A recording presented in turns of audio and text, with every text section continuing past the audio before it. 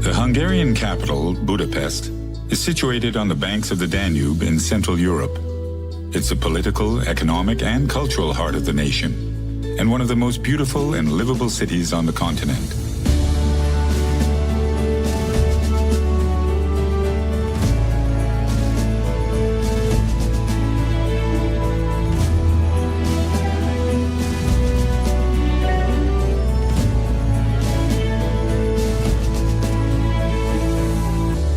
For centuries, this has been a tale of two cities. The city of Buda, rising from the steep western hills, and Pest, stretching away into the flat plains of the east. The Danube kept these two cities apart until 1873, when the first of Budapest's 7 bridges began stitching the two halves into one. This tale of two cities has been one of destruction and renewal too. Just as the Danube's waters have coursed through Budapest, so too have the great tides of European history, often gracefully, but sometimes with ferocious force. Budapest is a big city, and navigating its patchwork of districts can be as challenging as understanding its complex history. For a sweeping overview, head to the Citadella on the Buda side of the Danube, and take in the views from the 19th century ramparts on Gellert Hill.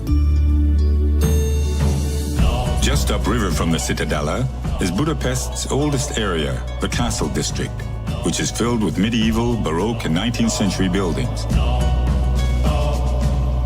Ride the 150-year-old funicular up Castle Hill to Buda Castle.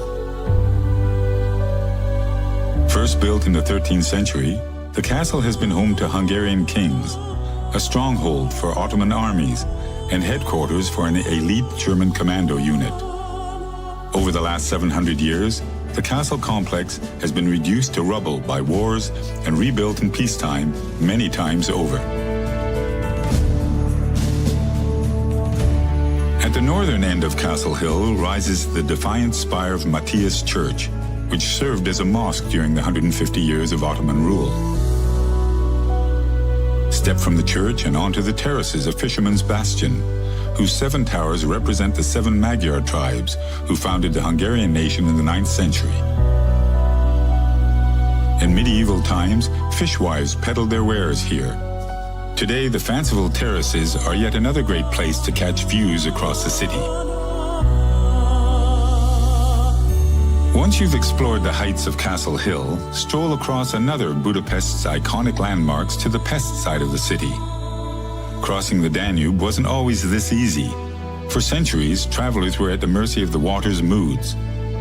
In 1820, a young count vowed to create a bridge after winter ice flows prevented him from attending the funeral of his beloved father. 30 years on, the Széchenyi chain bridge was completed. Hailed at the time as one of the world's engineering wonders, the bridge was just one of many achievements which earned István Széchenyi the title of the greatest Hungarian. Once you've crossed the river, follow the riverbank upstream to Hungary's Parliament building. Lovingly constructed from 40 million bricks, 500,000 precious stones, and 88 pounds of gold, this architectural masterpiece holds the hopes and dreams of the nation. It's also the home of the Hungarian crown jewels, which have been hidden, lost, stolen, and returned many times over. Join a tour to see the crown of Hungary's first king, St. Stephen, which after being kept in America's Fort Knox for safekeeping throughout much of the Cold War, now takes pride of place beneath the Parliament's central dome. The Parliament building is home to around 100 statues, but none is more cherished than that of former Prime Minister Imre Nagy. In 1956, Nagy enraged the Soviets by announcing his country's withdrawal from the Warsaw Pact, sparking a gallant but doomed uprising which cost him and thousands of Hungarians their lives.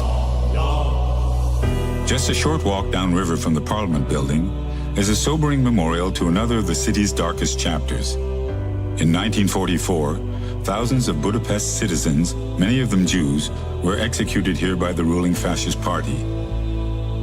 60 pairs of iron shoes lined up along the riverbank pay tribute to those who were shot and swept into the night by the Danube's currents. Despite the horrors of World War II, today's Budapest has one of the largest Jewish populations in Europe. Lose yourself in the Jewish Quarter, an area undergoing renewal thanks to its colorful cafe and bar scene.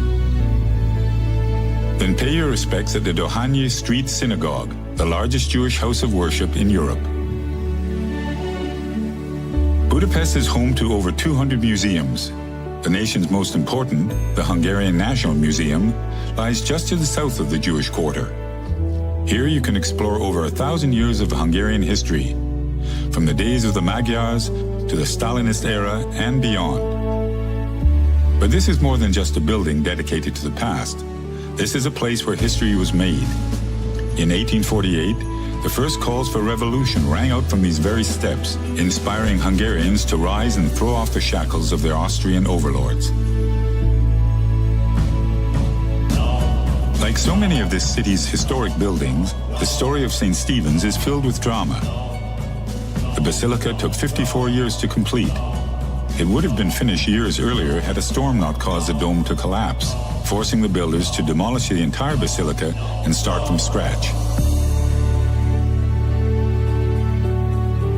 Thankfully, the new dome has held firm now for over a century, a reassuring thought as you take in the views from its top.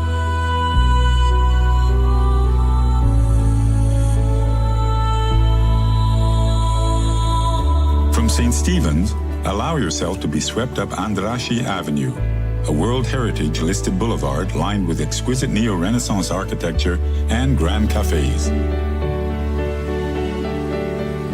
Not far from St. Stephen's is another temple, this one celebrating the European gods of music.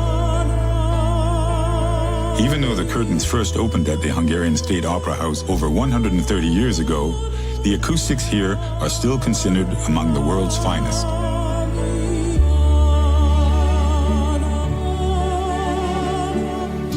Andrássy Avenue continues to flow to the northeast through Franz Liszt Square, dedicated to the city's most revered musical son, before finally opening out onto Heroes Square. Gaze up at Hungary's 7 founding Magyar chieftains and pause for a few moments at the tomb of the unknown soldier.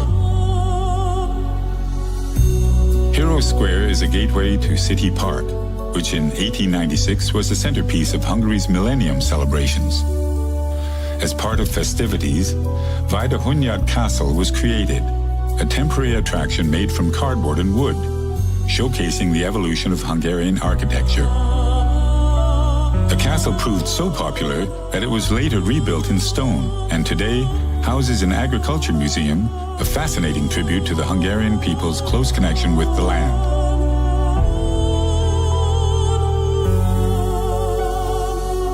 City Park is also the home of the Széchenyi Thermal Baths, a vast water palace of pools, saunas, steam cabins, and massage rooms.